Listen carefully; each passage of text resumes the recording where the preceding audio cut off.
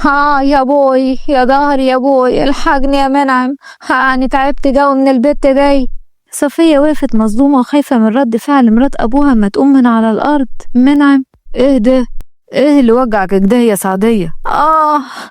المزغودة بنتك مغرقة الدنيا مية وصابونة علشان توجعني. جومني يا منعم، أنا حاسة إن ظهري اتقطم. صفية بهمس، علي جو مجال، ده انت محتاجة ونش يشيلك يا جاموسة انتي. سعدية بصت لصفية وقالت: جرب يا بنتي يا صفية، شديني مع أبوكي، أحسن أنا متجوزة راجل نص كم. بقانا راجل نص كم يا سعدية، اخصى عليكي.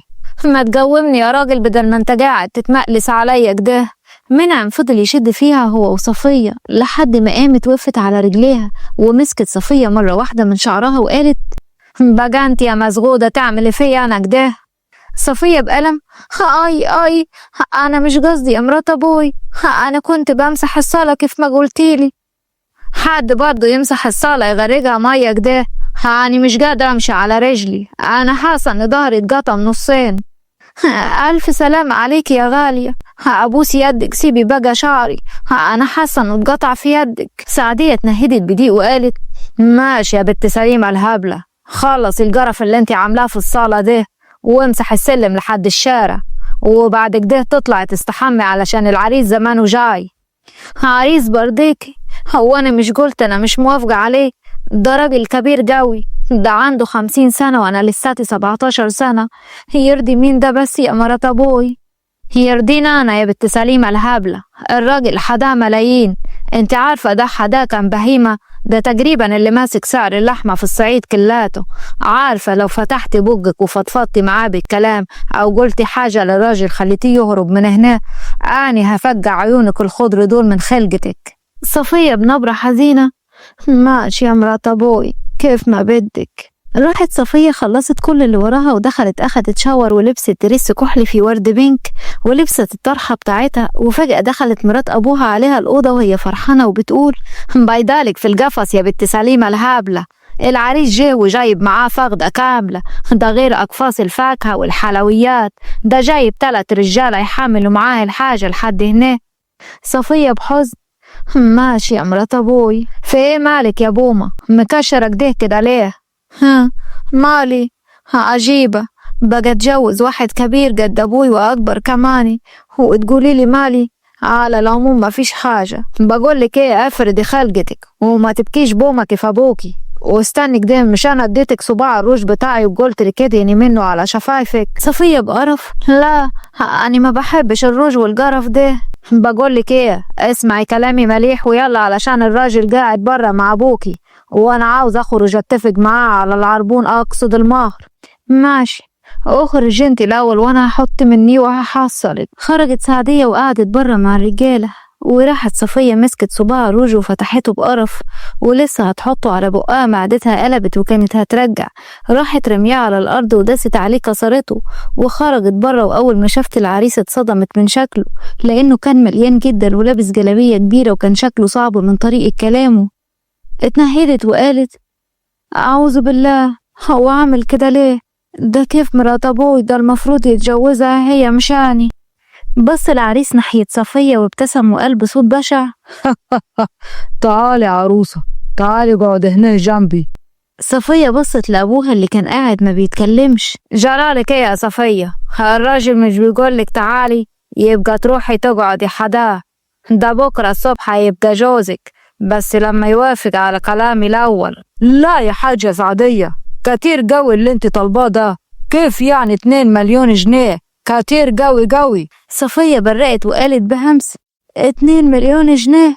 هي حرامية يا بنت لا مش كتير ولا حاجة يا معلم، اديك شايف البت قدامك اهي فرسة واقفة، جسم مظبوط وعيون ملونة وحاجة اخر جمال، انا اخري ادفع نص مليون جنيه. يكده يا بلاش، انا مش هينفع ادفع اكتر من كده، انت مش عارفة اني موقف ولادي معايا في المحلات وعارفين اللي جاي واللي رايح، ولو دفعت اكتر من كده هتقوم ال3 نسوان عليا. يعني انت مستخسر شوية القرشينات في المهرة الحلوة اللي واقفة قدامك دي يا معلم؟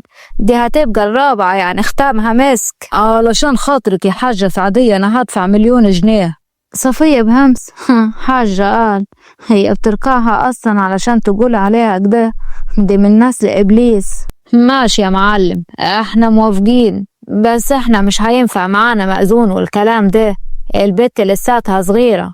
هات محامي يعمل لكم ورقة عرف كده، وبعد ما تتم السن بقى تجوزها رسمي. المعلم وهو بيبص بنظرات قذرة لصفية قال ماشي يا ست سعدية، بقولك ايه، هو مش بكرة هتبقى مرتي؟ ممكن تسيبونا لحالنا دلوقتي علشان نتكلم شوية مع بعض، وهو نبقى تعرفنا على بعضينا. على راحتك يا عريس، يلا يا منعم تعالى معايا على المطبخ أقولك حاجة. قام منعم ومشي على المطبخ. وقفت سعدية جنب صفية وقالت بقولك ايه يا بتتي، فكي وشك ده، ما ينفعش البوز ده هي تاخدك انت وابوك في يوم واحد. يلا روح اقعدي ويا الراجل واتدلع عليه كده.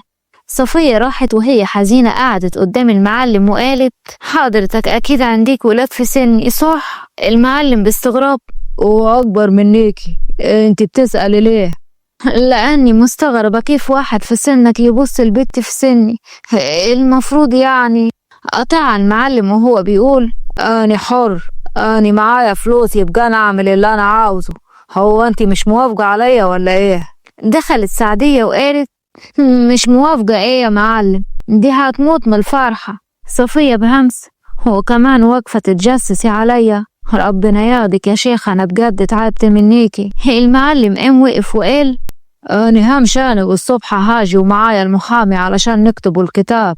سعدية زغرطت وهي بتوصله لحد الباب، وبعد ما قفلت الباب دخلت لصفية وقالت جرالك ايه يا محروقة انت ما فيش عنديكي ريحة الدم، انت كيف بتتحددي كده مع الراجل؟ أنا مش قلتلك ادخل اتجلى عليه تقوم تقولي له انت عندك ولاد في سني؟ ايه عاوزة ايه يا بنت سليمة الهابلة؟ عاوزة احس اني بني ادم، هي انت ترضيها لبنتك؟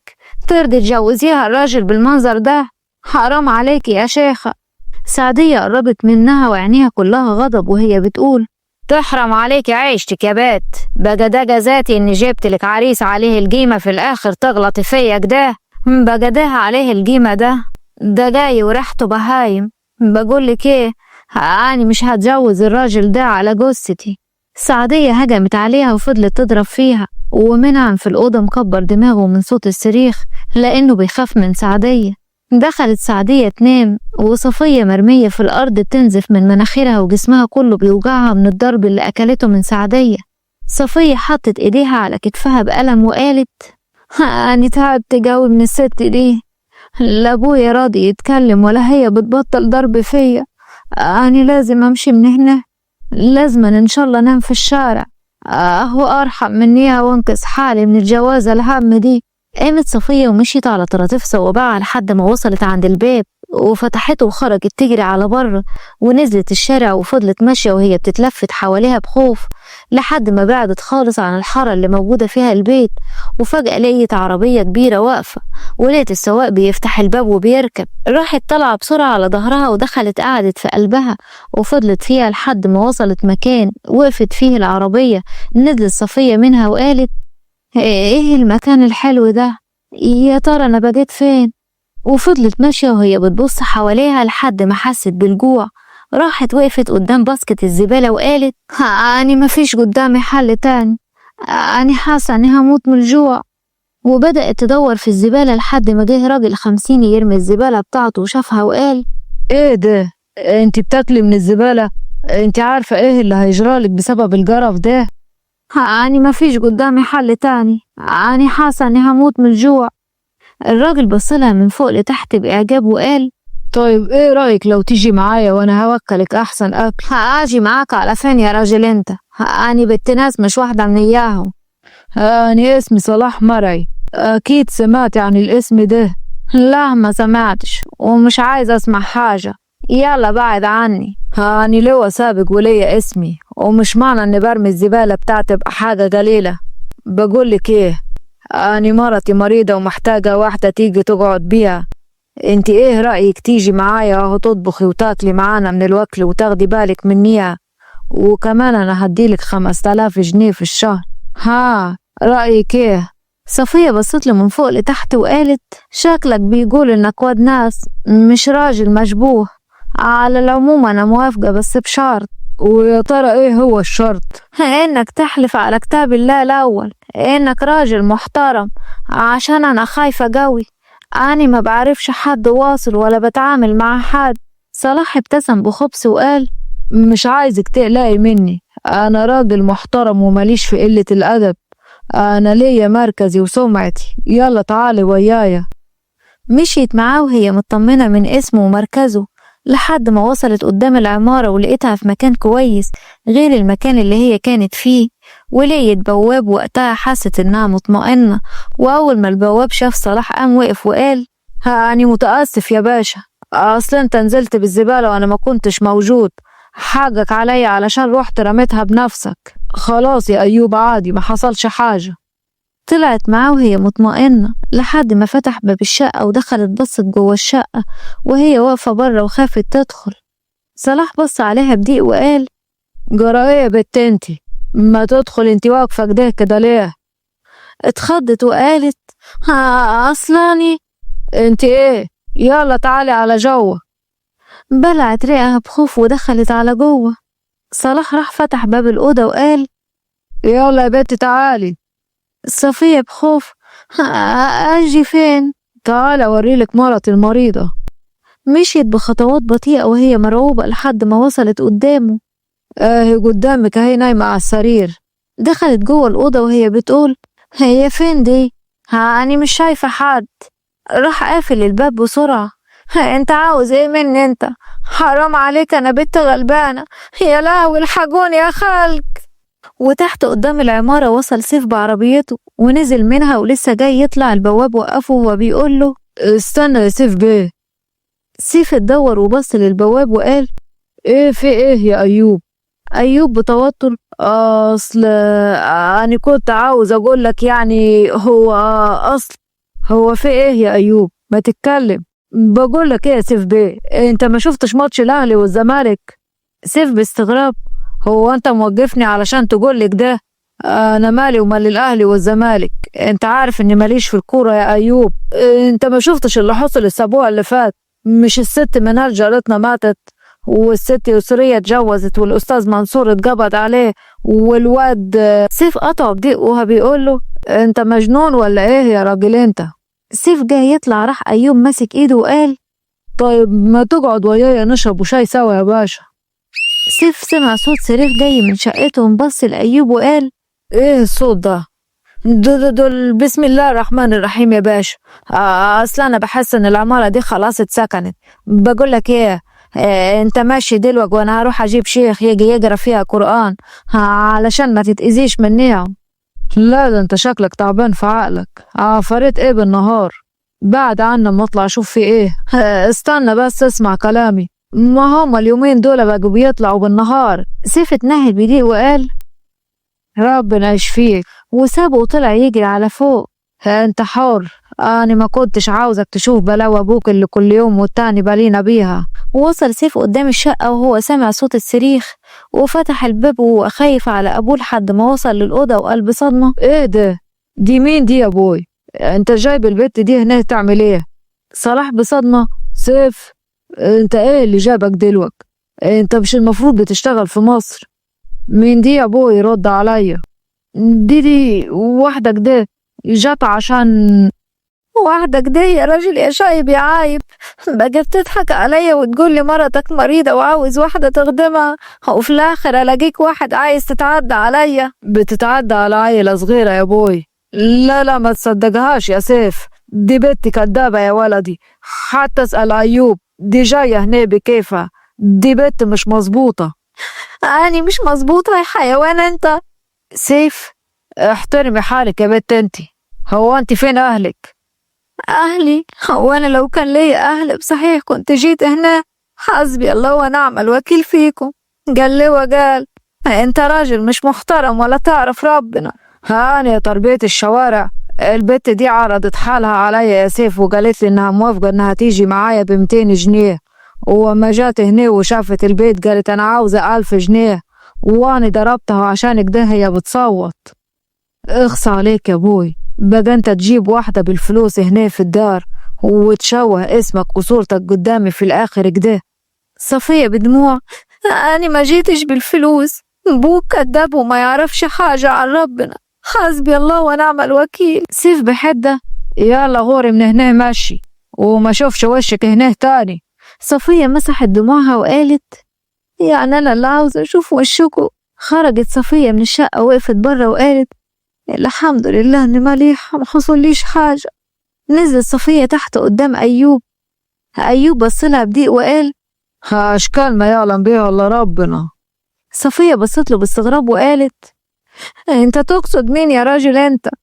هقصدك انت، يعني هكون اقصد مين؟ ده هي تاخدك انت واللي شبهك. صفية قربت منه ومسكت الشيشة من ايده وقامت رزعها في راسه وفتحتها له وقالت: دي علشان تبقى تحترم حالك بعد كده. سيف كان في الشقة بيتخانق مع ابوه وفجأة سمعوا صوت صريخ. خرج سيف من الشباك وبص ورجع بص لابوه وقال: هي البت اللي انت كنت جايبها تحت عاملة دوشة وهنتفضح في الحتة بسبب عاملتك دي يا بوي.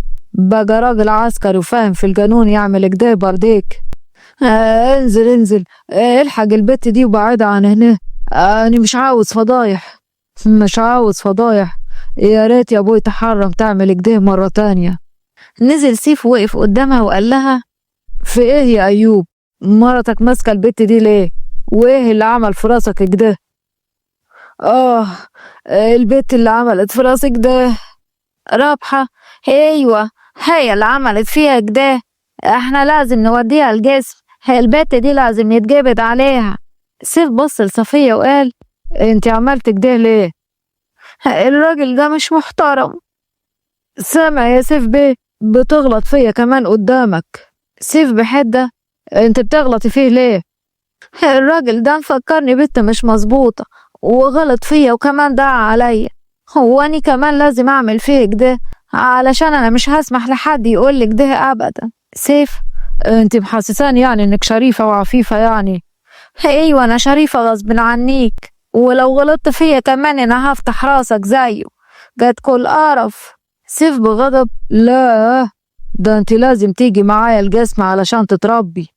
أيوب: وانت تعرف حد في الجسم هنا؟ انا اتنقلت خلاص هنا، يعني من اليوم ورايح هتشوفوا وشي.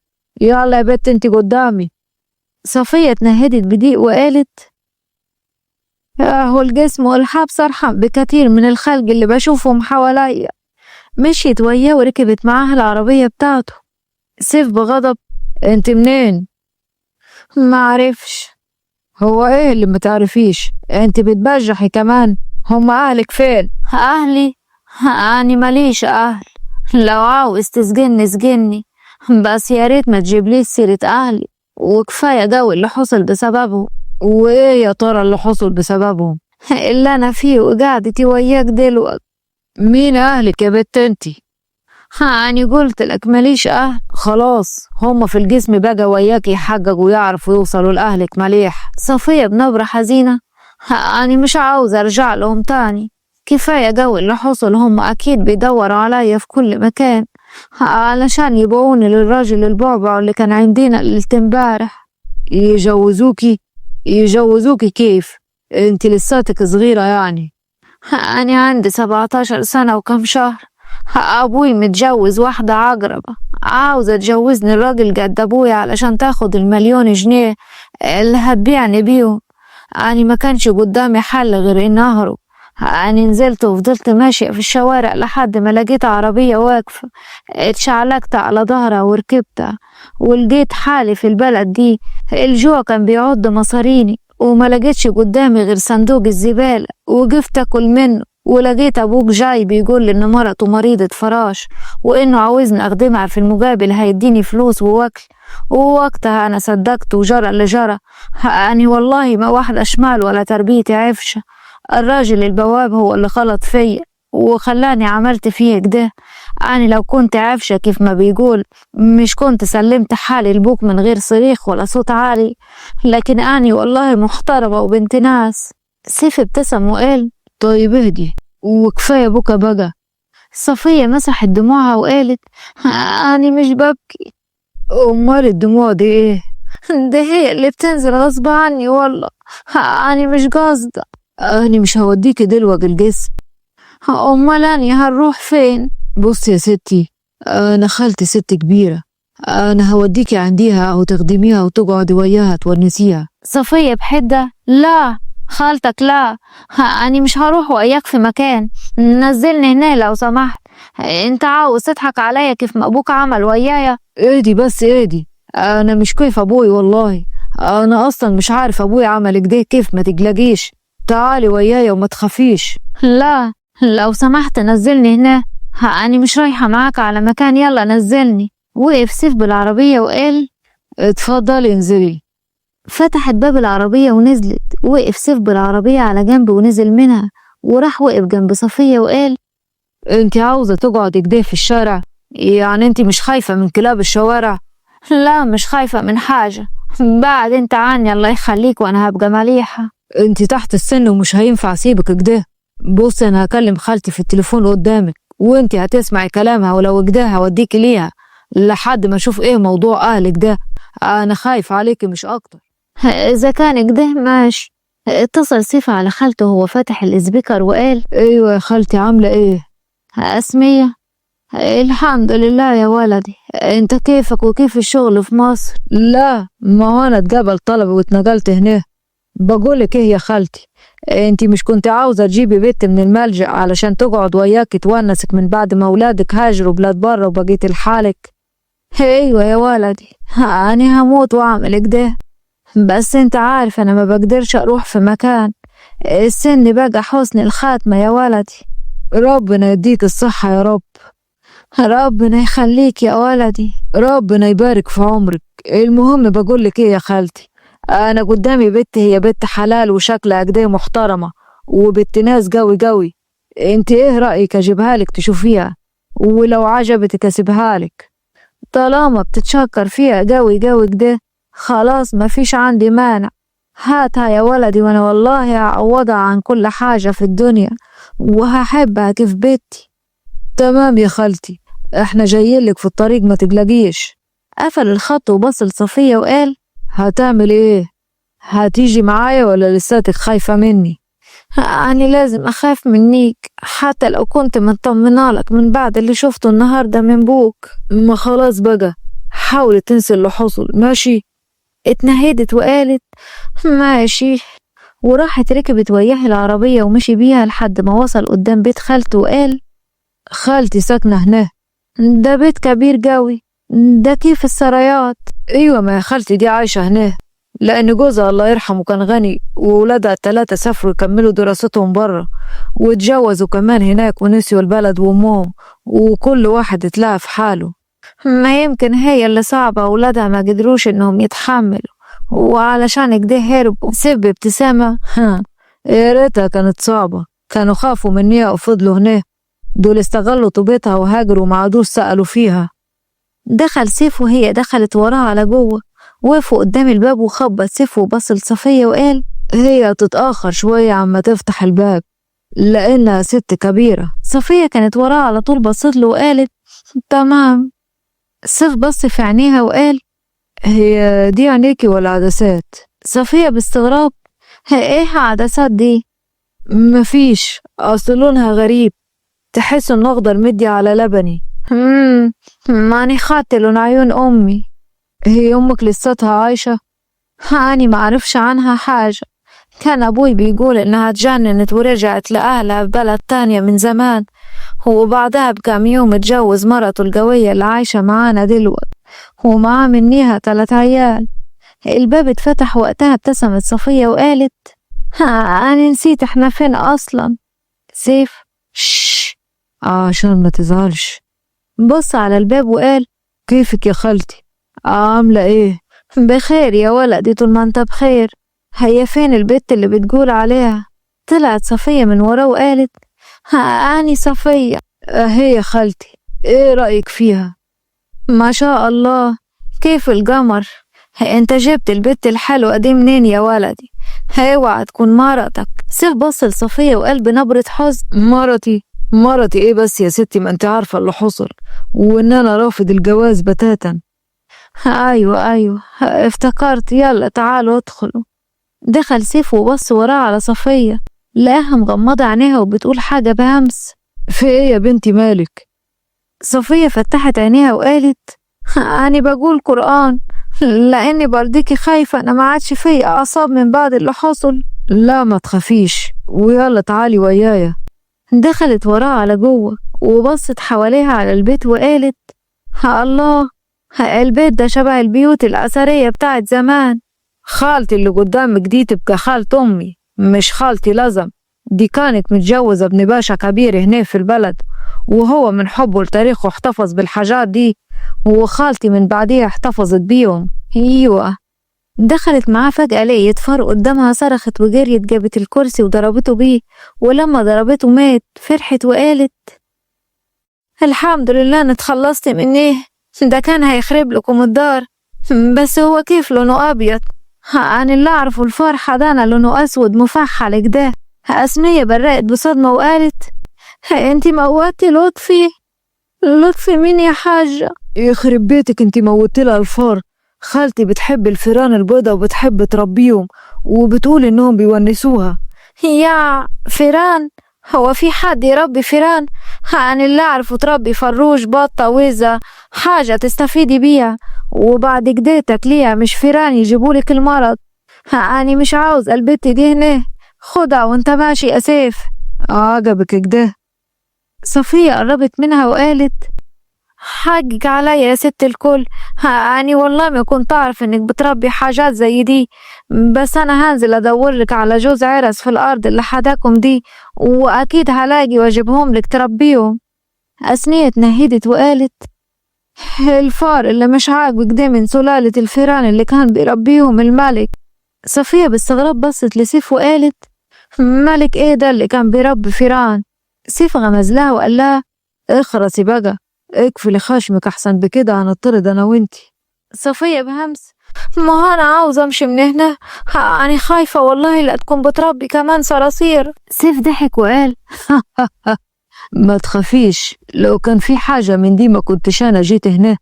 سيف قرب من خالته وقال هتعمل ايه مع البت دي يا خالتي؟ لا مش هتقعد هنا ولا دقيقة، خدها معاك وانت ماشي، مش عاوزاها. طيب يلا معايا يا صفية. مشيت صفية معاه، وأول ما وصلوا للباب استنى يا سيف. سيف وقف وابتسم وقال كنت حاسس انها مش هتهون عليكي. لا خليها تيجي تشيل لطفي، وانت روح افحر في الجنينة علشان تدفنوا جنب ابوه واجداده، ربنا يصبرني على فراقك يا لطفي. صفية حطت ايديها على وشها وكتمت الضحك، وراحت شالت الفار بالجاروف وخرجوا الجنينة. سيف قعد يحفر في الأرض وبص لصفية وقال بجاني على آخر الزمن أحفر علشان أدفن فار، منك لله يا شيخة. هو المرحوم هيدفن كده من غير ما نغسله؟ أهو ده اللي ناقص كماني. صفية بضحك أنا مش قادرة هموت.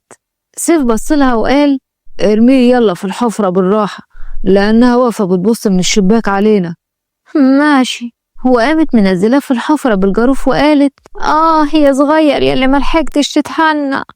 سيف بابتسامة انتي مجنونة صح؟ ما أنا مش متخيلة اللي حصل ده. سيف قفل الحفرة ودفن الفار وقال أنا مش عارف هعمل ايه فيكي دلوك، أوديكي فين؟ أنا هنام هنا في الجنينة، طالما هي ست كبيرة ومش هتاخد بالها ان انا هناها اصلا. يعني انتي مش ناوية ترجعي لأهلك أبدا؟ لا مش ناوية. انت ما تعرفش هما ايه. تمام براحتك. وبعد ما خلصوا أسمية قالت بصوت عالي بقول لك ايه يا سيف، ماشي انت من هنا، روح شغلك يا حبيبي وخلي البت دي تدخل، أنا ما عنديش مانع انها تقعد هنا بس من غير ما تأذي ولادي. صفية بصت لسيف وقالت هما مش ولادها مسافرين؟ لا دي تقصد الفيران اللي جوه. يا دي القرف، خلاص أنا موافقة وأمري لله. دخلت جوه ومشي سيف، وأسمية قعدت قدامها وقالت هاني سامحتك مع إنك موتي أغلى حاجة في دنيتي، بس عشان حسيت إنك غلبانة. إن شاء الله يخليك ليا يا ست الناس. ماشي يا بنيتي، ادخلي خدي دش وخدي أي حاجة من الدولاب عندي البسيها. متشكرة قوي يا ست الناس. دخلت صفية أخدت قميص من الدولاب وشافت فلوسها على الأرض قدام الدولاب. أخدتهم وخرجت بره، وقفت قدام أسمية وقالت: بقولك ايه يا ست هانم، أنا لقيت الفلوس دي وقع قدام الدولاب وأنا باخد الجلابية منه. أسمية كانت بتتكلم في الموبايل، بصت لها وقالت: ماشي يا حبيبتي. أخدت أسمية الفلوس وبصت وراها، لقت صفية دخلت الحمام. قالت وقتها في الموبايل: لا دي طلعت أمينة يا سيف، أنا رميت الفلوس قدام الدولاب وعملت لها اختبار ونجحت فيه، بس انت جبتها منين؟ بكرة تعرفي عنها كل حاجة. أنا النهاردة ما قدرتش أسألها عن حاجات كتير لأني كنت مرهق وكنت لساتي جاي من مصر. تمام يا حبيبي. بقولك ايه، أنا هستناك بكرة على الغدا، ما تنساش. تمام يا حبيبتي. وقفل سيف الخط ولقى الباب بيخبط. راح فتح الباب لقى أبوه قدامه. سيف بضيق: خير يا أبوي، في إيه؟ أنا مجروح قوي قوي منيك يا ولدي من اللي حصل. يا أبوي ربنا حلل الجواز، وطالما أنت مش قادر تعيش من غير ست يبقى تتجوز، أهو أحسن ما تعمل حاجة حرام كيف دي وربنا يغضب عليك وتنزل من قيمتك وسط الخلق. أنا يا ولدي فكرت قبل كده في الجواز، بس قلت كيف أتجوز ومرتي ميتة مع مرت ولدي في يوم واحد وهو عايش على ذكرى مرته وهو لساته شباب. هقوم أنا يا راجل يا عجوز أتجوز؟ دي تبقى عيبة كبيرة في حقي. العيبة الكبيرة يا أبوي في اللي حصل النهاردة. روح اتجوز يا أبوي، مالكش صالح بيا. تمام يا ولدي، بس أنت مش زعلان مني؟ لا أنا مش زعلان منك، ويلا روح نام بقى وسيبنا نام علشان أنا تعبان قوي. تمام يا ولدي، تصبح على خير. خرج صلاح وقفل الباب، وسيف حط راسه على المخدة وقال: يا رب محد يجي يقلقني، أنا جعان قوي نوم. جه ينام سيف وبدأ يفكر في صفية. اتعدل من نومته وبص في السقف واتنهد تنهيدة طويلة وقال: لا دي باين عليها الليلة من أولها ما فيهاش نوم. وفضل يفكر فيها لحد ما راح في النوم. وتاني يوم راح القسم واستلم شغله هناك، وفضل هناك لحد ما خلص شغله وخرج وراح قدام بيت خالته وخبط على الباب. فتحت صفية، وأول ما شافته ابتسمت وقالت: سيف بيه، اتفضل ادخل. سيف ابتسم وقال: أني لساتي معزومة على الغدا ولا نسيتوني؟ ننساك ايه بس يا بيه، ده حضرتك في بالنا والله، ده حتى في أحلامنا موجود. سيف باستغراب: انت حلمت بيا يا صفية؟ صفية اتكسفت وقالت: ايوه، بتسأل ليه؟ حلمت بيه. حلمك ده بس ما تاخدش في بالك. ما خدش في بالي؟ يبقى الحلم اكيد شكله. صفية بصت له بغضب وقالت: هو في ايه يا سيف بيه، حضرتك بتتكلم كده ليه؟ مش عارف، بس انا كمان حلمت بيكي، مع اني كل يوم كنت بحلم بمرتي الله يرحمها، اول مرة احلم بواحدة غيرها. أنا بقى مش هسألك الحلم كان عبارة عن ايه، لانه عبارة عن حلم تخاريف من عقلك الباطن. دخل وقعد جنب خالته وقال: وحشتيني قوي يا غالية. انت كمان وحشتني قوي يا سيف. بقول لك ايه، البت اللي انت جايبها لي دي مية مية يا ولا، أنا كنت فعلا محتاجة لحد يونسني، أنا مش عارفة كيف كنت راضية بقعدة الحالق ده. سيف قال لها بضحك: وولادك الفيران راحوا فين؟ ما هم قاعدين بيونسوكي ولا نسيتي؟ كل ما اكلمك اطمن عليك الاقيك بتحكي لي عن طارق ولطفي وحسنية. تعرف يا ولدي، البت اللي جوا دي اي نعم موتت لطفي والمفروض ابقى زعلانة منيها، لكن انا حبيتها كده على طول وبحس انها شبه زبيدة ثروت. بقول لك ايه، ما تيجي نجوزها لك، اهو تحسن لنا نسل العيلة. سيف اتنهد وقال: ايه، انا هقوم اغسل يدي علشان اقعد اكل وياكم. قام وهو رايح ناحية الحمام وصفية خارجة من المطبخ بالأكل، قام خبط فيها الأكل واقع منها على الأرض. هو انت ايه اللي جابك هنا بس؟ كنت جاي اغسل يدي، لمي معايا الوكل بسرعة قبل ما خالتي تشوفه وتمسك فينا. نزلوا الاتنين على ركابهم يلموا الأكل، وسيف افتكر انه كان بيحلم بكده ورفع راسه وبص على صفية. هو في ايه يا سيف بيه؟ سيف ابتسم وقال: تعرف ان عيونك حلوة قوي من قريب. قامت وقفت وقالت: أنا هروح أشوف الوكل اللي على النار، عما أنت تلم الوكل ده. سيف قال لنفسه بتأنيب: أنا إيه اللي أنا قلته لها ده؟ أباي عليا، وجت من وراء أسمية وقالت: ايه ده يا سيف، انت دلكت الوكل. سيف بصدمة: اصل ايه يا ولدي، انت ايه اللي عملته ده؟ بس قوم وانا هنادي على صفية تيجي تلم الوكل. حاضر يا خالتي. وبعد شوية خرجت صفية بباقي الأكل على السفرة وقالت: عاوزين حاجة تاني؟ ايوه، اقعد يا بنتي كلي ويانا. صفية افتكرت ان مرات ابوها ما كانتش بترضى تأكلها معاهم لانها كانت بتقول عليها مقرفة في طريقة اكلها، واتنهدت وقالت: لا، أنا ماليش نفسي دلوقت، هبقى أكل في المطبخ، بس أنا قلت تقعدي تاكلي ويانا. ما تقول حاجة يا سيف، هو الوكل فيه سم ولا ايه يا صفية؟ سم ايه؟ أعوذ بالله، أنا بس مش عاوزة أكون متطفلة عليكم وانتوا بتاكلوا. سيف ابتسم وقال: لا، انتي مش متطفلة ولا حاجة، ويلا اقعدي. ماشي، أمري لله. وبدأت تاكل في هدوء، وسيف عينيه كانت عليها طول ما هي قاعدة بتاكل. أسمية أخدت بالها من نظراته واتنهدت وقالت: انت مش ناوي تتجوز بقى وتفرح قلبي يا سيف؟ هي تجوز كيف؟ هو انت مش لساتك كنت بتقول انك بتحلم كل يوم بمرتك؟ مرته ماتت في حادثة يا بنتي، مع ان الله يرحمها يا رب الاتنين كانوا لساتهم عرسان جداد، بس القدر. لا حول ولا قوة الا بالله. ربنا يرحمها ويصبر قلبك يا رب. ما ردتش عليا يا سيف؟ مش ناوي تتجوز وتفرح قلبي؟ لا، مش هتجوز يا خالتي، انا مصمم على قراري. انا خلاص شفت حظي من الدنيا وما عنديش استعداد ان اجرب الموضوع ده تاني. حرام عليك يا ولدي، كيف يعني هتقضي شبابك ده كله لحالك؟ اتقي الله في حالك مش كده يعني. ربنا يسهل يا خالتي، ربنا يسهل. وكملوا أكلهم، وبعد ما خلصوا أكل راحوا قعدوا في الأنتريه لحد ما صفية تجيب الشاي. أسمية: أنا شايفة نظراتك للبت يا سيف. نظرات إيه بس يا خالتي اللي بتقولي عليها؟ اطمن، أنا ما حبيتش غير مرة واحدة واتجوزت، ومش ناوي أجرح قلبي بيدي مرة تانية. ماشي يا ولدي كيف ما انت شايف. دخلت صفية بالشاي وقالت: أحلى شاي هتشربوه بإذن الله من يدي، اتفضلوا دوقوا. صفية، أنا كنت عاوزة أسألك عن حاجة. خير، في إيه؟ أنتي مش خايفة من بوكي بما إننا هنا في الصعيد؟ مش خايفة بعد هروبك ده يموتك؟ يعني ما بتفكريش إنك ترجعي؟ لا، أنا مش ناوي أرجع تاني على هناك، كفاية قوي اللي حصل لي منيهم. أنا عظمي كله بيوجعني بسبب اللي كانت بتعمله فيا مرات أبوي. بوكي جاي النهاردة القسم علشان يبلغ باختفائك، وكان جاي والحزن مال عينيه، وكان معاه مرته، وبصراحة كده كانت بتقول عليكي كلام عفش، وبتقول إنها شاكة إنك هربتي مع عشيقك وفضحتي بوكي وعيلتك كلاتها. عارفة معنى كده إيه؟ هيموتني صح؟ أيوة طبعا، هي أكيد هتدخل في راسه إنه يغسل عاره بيده. اسمع الكلام، لسه قدامك فرصة قبل ما الموضوع يكبر، وانت اللي هيتجيني عليكي.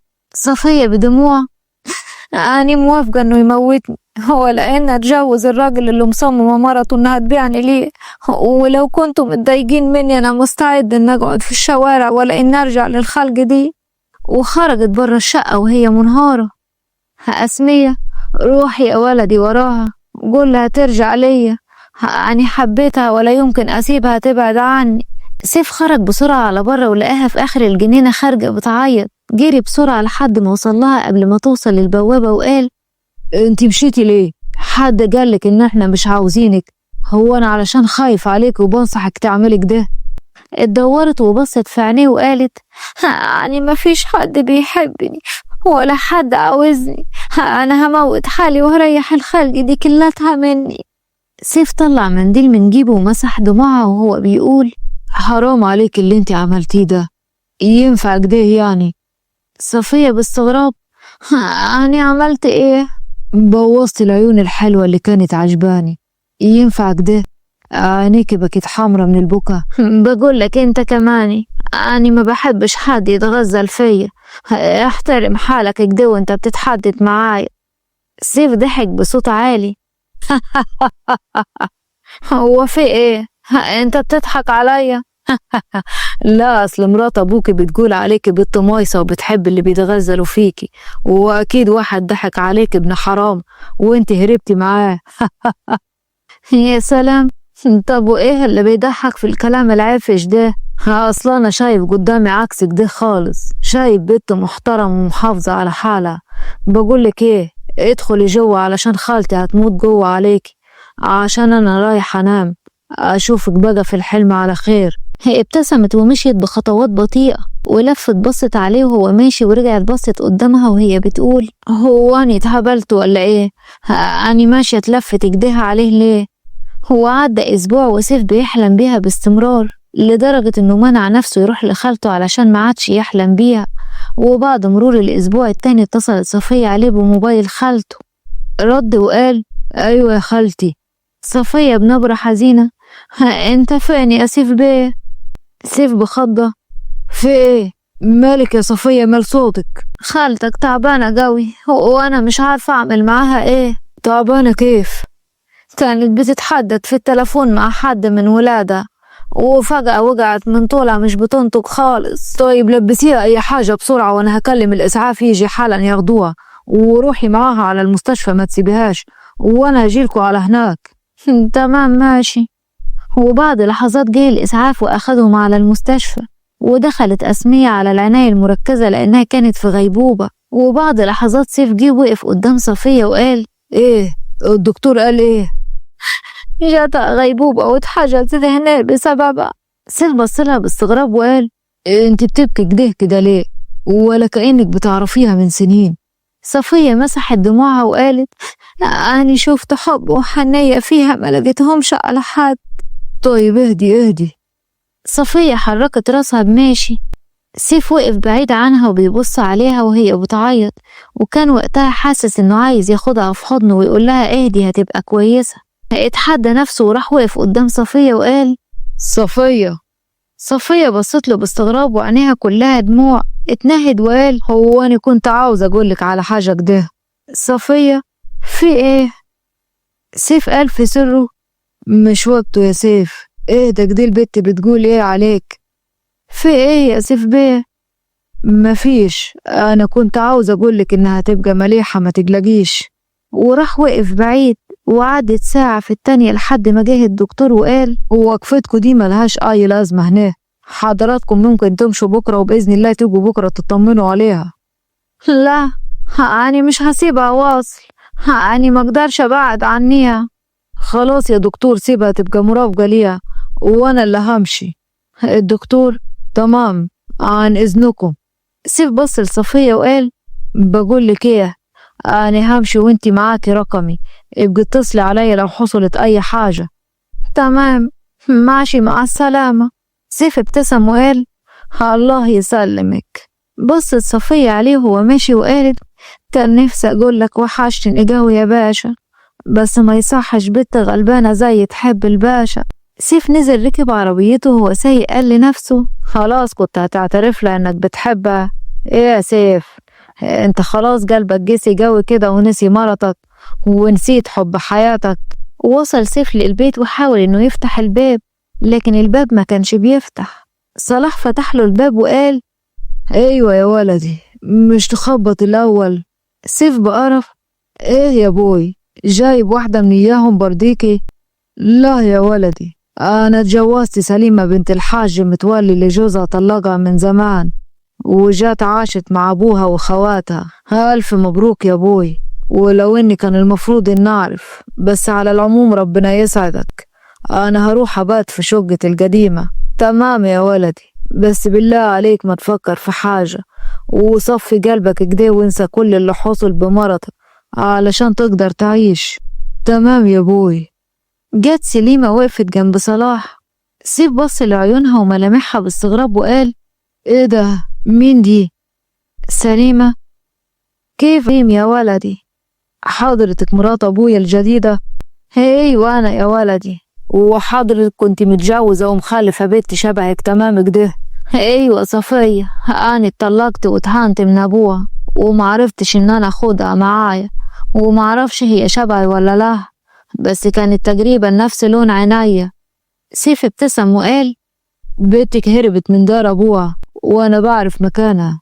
انت بتتكلم صح؟ يعني انت بتعرف مكان بنتي؟ ايوه بعرف، انا هعرفك مكانها بس مش دلوقتي، هي بخير. يلا بقى ربنا يهنيكوا ببعض. سلام يا بوي. نزل سيف ورجع على شقته القديمة، وأول ما دخلها افتكر ذكرياته مع مراته، وفضل واقف يبص حواليه وبيبص على الأماكن اللي كان كلها ذكريات ما بينهم. ودخل ونام على السرير وغمض عينيه وهو بيفكر فيها، لكنه برضك حلم بصفية بس طول الليل.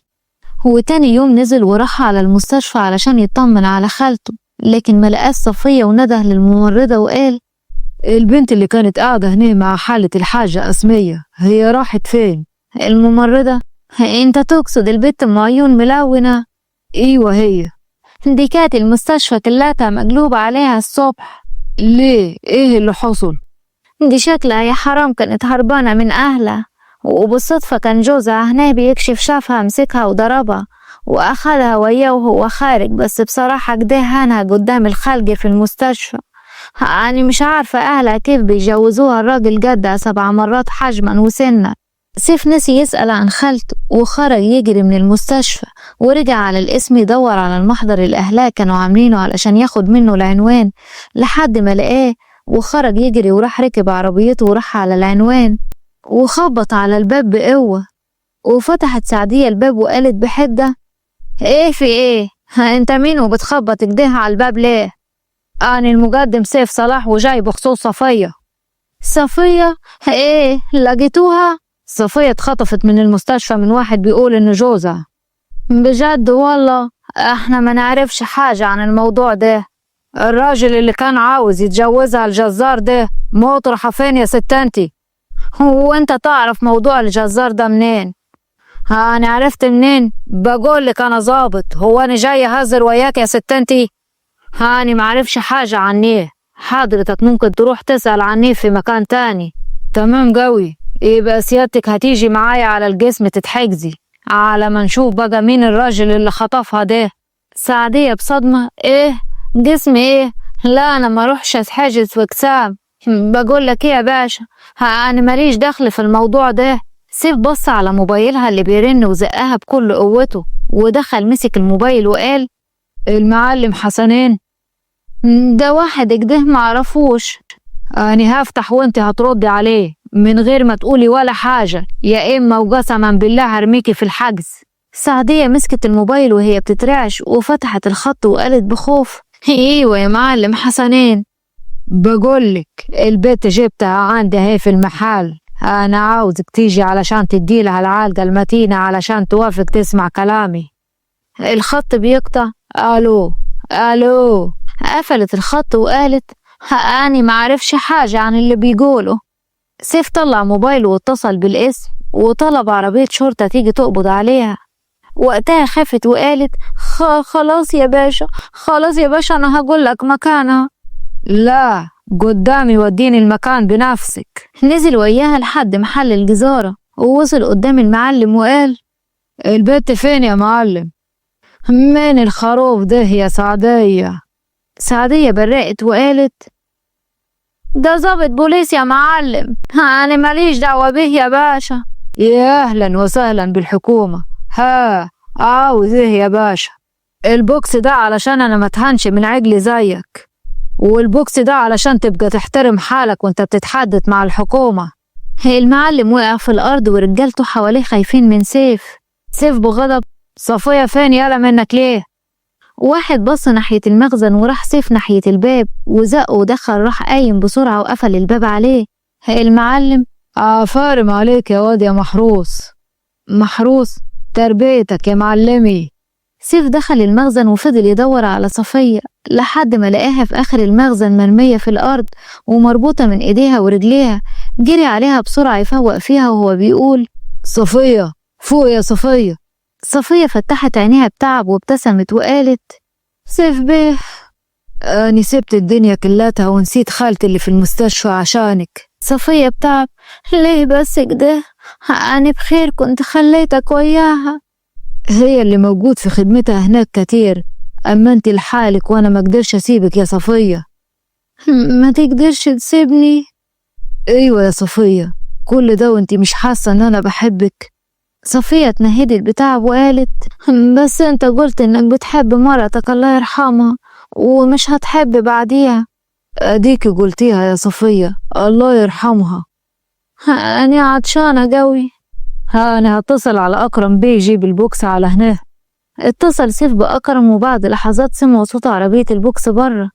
الحكومة شكلها جات برا. خليك انت هنا وانا هروح اقف على الباب اسمع ايه اللي بيجرى. جري سيف وحط ودنه على الباب وسمع أكرم بيقول: بس انا متأكد ان الضابط سيف محجوز هنا. المعلم محجوز هنا فين؟ انت دورت في كل مكان وما لقيتش حاجة. أكرم بتنهيدة: تمام ماشي. سيف وقتها خبط جامد على الباب وهو بيقول: أنا هنا جوه يا أكرم. أكرم بص على الصوت اللي جاي من المكان ولقى الصوت جاي من باب اللي ورا التلاجة. أكرم بغضب: ابعدوا التلاجة دي حالا. المعلم: ابعد التلاجة يا ابني، ما عادش فيه فايدة. وبعدوا التلاجة اللي كانوا حاطينها قدام الباب علشان يداروا عملتهم وفتحوا الباب.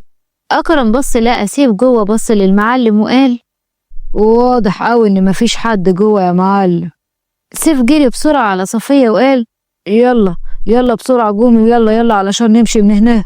صفية جت تقوم ما قدرتش. سيف قرب منها وقال: أنا هشيلك طالما انت مش قادرة كده. لا بالله عليك، أنا هسند على الحيطة لحد ما نخرج من هنا.